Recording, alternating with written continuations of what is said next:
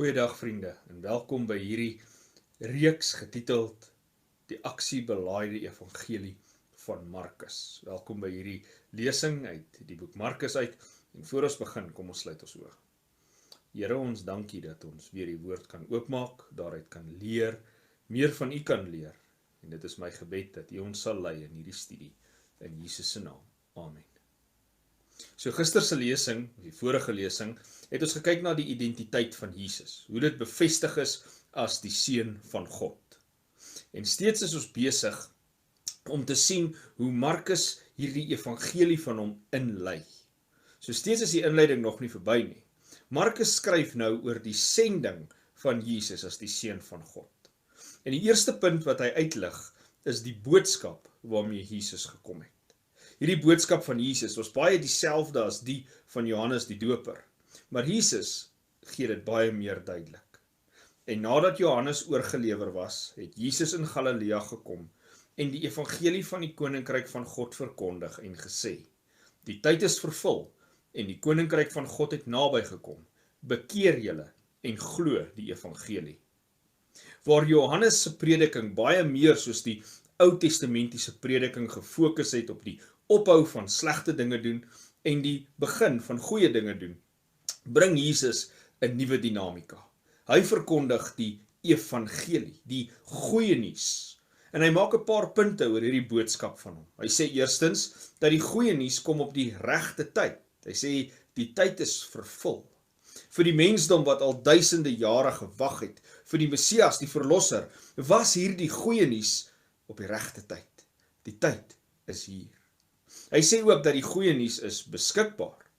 Hy sê die koninkryk van God het naby gekom. Met Jesus op die toneel was die koninkryk van God nie meer iets wat ver verwyderd was van die mense nie. God was nie nou meer ergens in die hemel nie. God was hier. Die koninkryk van God was in Jesus. Dit was naby. Hy sê ook dat die goeie nuus 'n keuse vereis. Hy sê bekeer julle. In Jesus se evangelie, sy goeie nuus, is daar 'n verandering van die slegte na die goeie. En ten laaste sê hy dat die goeie nuus gerusstellend is. Dis versekerend. Jesus sê glo die evangelie. Glo die goeie nuus. Hierdie evangelie moet net geglo word. Dit word in geloof aangeneem. Daar is geen wonderlike, groot, onmoontlike taak wat van jou en my verwag word nie. Ons moet die goeie nuus net glo. Jesus se boodskap, die boodskap van sy sending, is dus dat die goeie nuus het op die regte tyd beskikbaar geword. Die goeie nuus wat ons moet kies om te glo.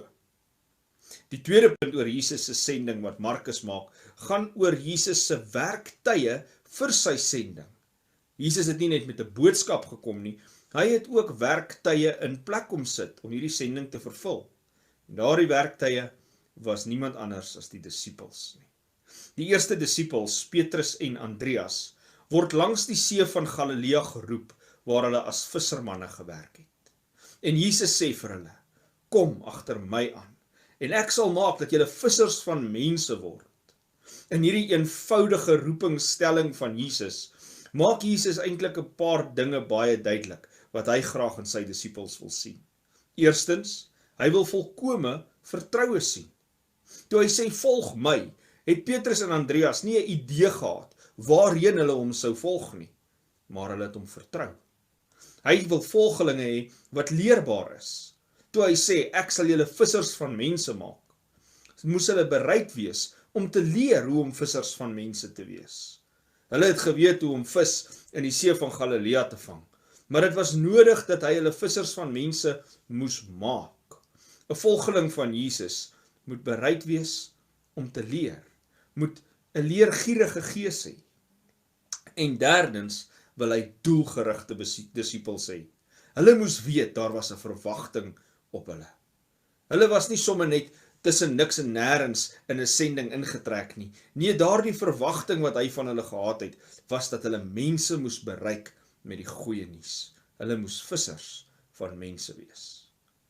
So ons het gesien dat Jesus se sending het 'n boodskap bevat. Dit het werktye bevat. En die derde punt wat Markus oor Jesus se sending maak, is die gesag van daardie sending. Die boodskap was die goeie nuus. Die werktuie was die disippels. En sy gesag, wel Markus gaan vir ons uitbrei oor die gesag waarmee Jesus in sy sending ingegaan het. Hy nooi ons in 'n paar verhale in om te sien hoe 'n Sabbatdag in Jesus se lewe gelyk het. Alhoewel die Sabbat 'n dag van rus is, was dit allermins 'n rustige dag vir Jesus gewees. Eers kom hy by die sinagoge, dan moet hy preek. En daar in die sinagoge preek hy hierdie wonderbaarlike preke wat almal verwonderd laat staan. En terwyl hy besig is om te preek, kom daar 'n duiwelbesete man, en dit is hoe Jesus hom hanteer. Die onreine gees sê, hou op, wat het ons met u te doen, Jesus Nasarener? Het u gekom om ons te verdelg? Ek ken u wie u is, die heilige van God. En Jesus het hom bestraf en gesê, bly stil, en gaan uit hom uit. En die onreine gees het hom stuiptrekkings laat kry, en met 'n groot stem geskreeu, en uit hom uitgegaan. Het ons reg gehoor? Wat het die duiwel Jesus so pas genoem? Die heilige van God. Kyk, dis een ding as jou vriende, en miskien jou volgelinge, jou gesag erken. Maar wanneer jou vyande jou gesag erken, raak dit ernstig. Selfs die Satan en sy magte is ontsteld oor Jesus se teenwoordigheid op aarde. Jesus bewys dat hy mag het oor die bose. En hy dryf hierdie onrein. Jesus bewys dat hy mag het oor die bose. En hy dryf hierdie onreine gees uit. Na die diens by die sinagoge, gaan Jesus na sy disipel Petrus se huis met sy ander volgelinge. En hy vind Petrus se skoonmoeder siek met koors. Miskien hardloop my verbeelding bietjie met my weg, maar ek sien in my geestesoog hoe die klomp manne in die huis inkom en daar's geen sabbatmiddagete nie, want die vrou van die huis is siek. Petrus se skoonma kon hulle nie bedien nie. Maar waar Jesus is, kan daar nie siekte wees nie. Sy gesag laat dit nie toe nie. Daarop gaan hy na haar, neem haar hand en rig haar op, en dadelik het die koors haar verlaat, en sy het hulle bedien. Jesus se gesag is hier bevestig. Hy het mag oor die magte van duisternis.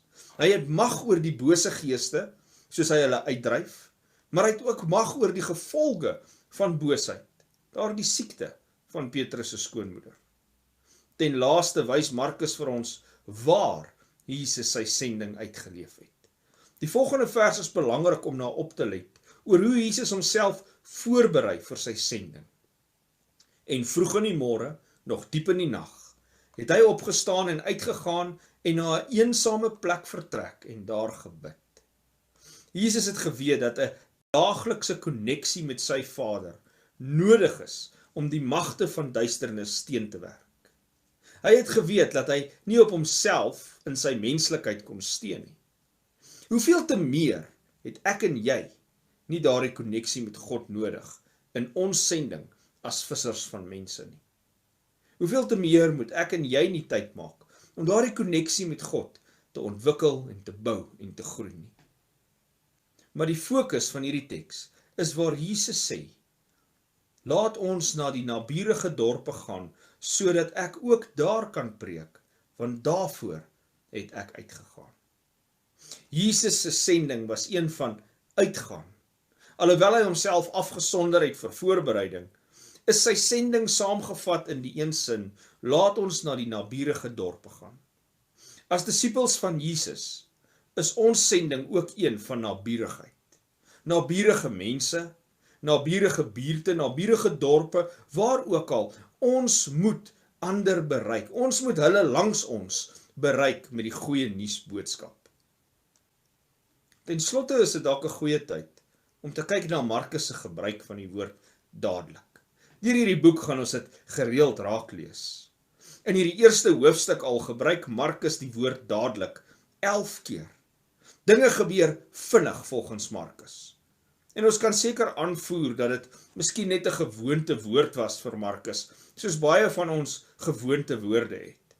Maar as ons sien met hoeveel presisheid en beplanning hy sy boek uitlê, is dit onwaarskynlik dat hy net gewoonte woorde gebruik.